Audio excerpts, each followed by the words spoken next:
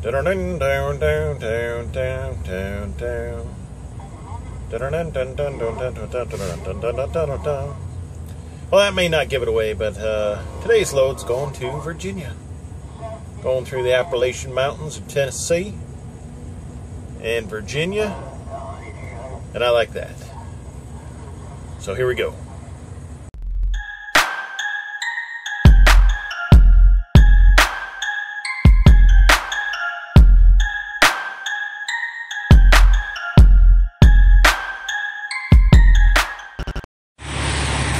So 11th of March, it is 1 in the afternoon, and I am in Cuttawa, it's with a K, Kentucky, on my way to Virginia.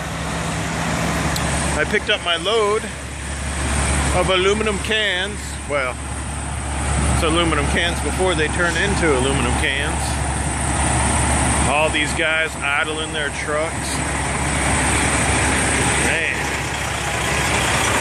Get a real trucking company where you don't have to run it to stay cool or hot. Anyway, I have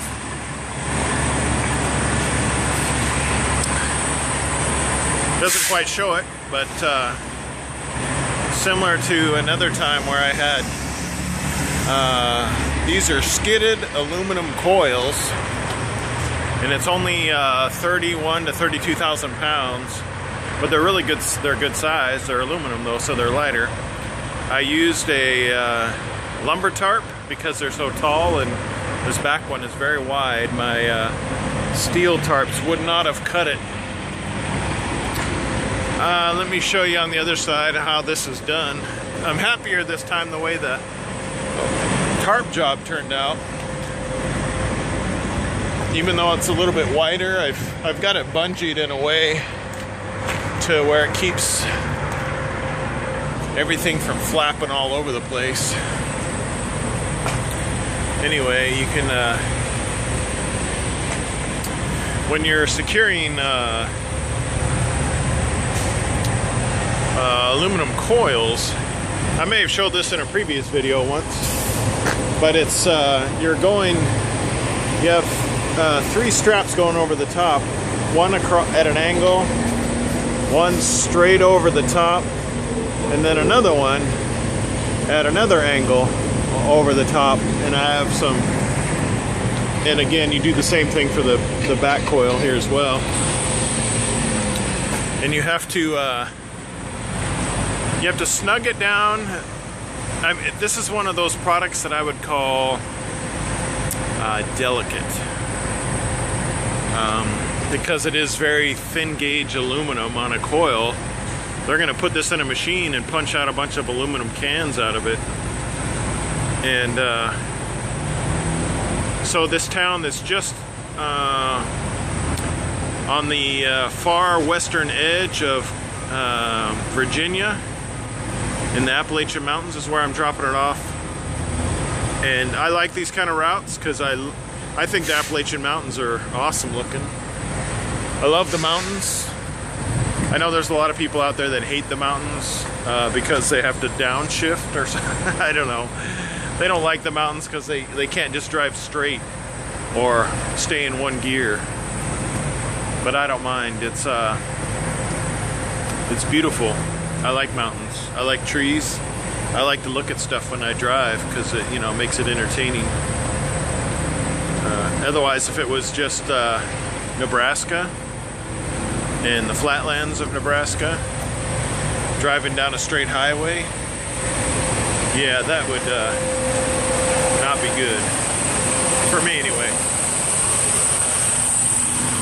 Oh, let me bust out my keys. I lock my truck every time I have a spare key that I have on me at all times. But man, these people that have to idle, that's gotta stink. I'm at a Huck's. It's a Huck's / Pilot, and I'm doing my half-hour break, and I've been doing it for 14 minutes. Taking part of this opportunity to share with you what's going on. Oh, anyway, I lock my car. I lock up my car. I lock up my truck every time I'm at any type of rest stop or facility such as this where I have to leave my truck unattended. I lock it up because I have, not only is the truck valuable, I have my personal valuables in the truck. So I have a key on me at all times. But that's it for today. Well, that's not it for today. It's it for this video. I'm hauling this aluminum over to Virginia, and I'm excited. I've got another, let's see, I'm gonna have about 6.5 hours left to drive. Wow,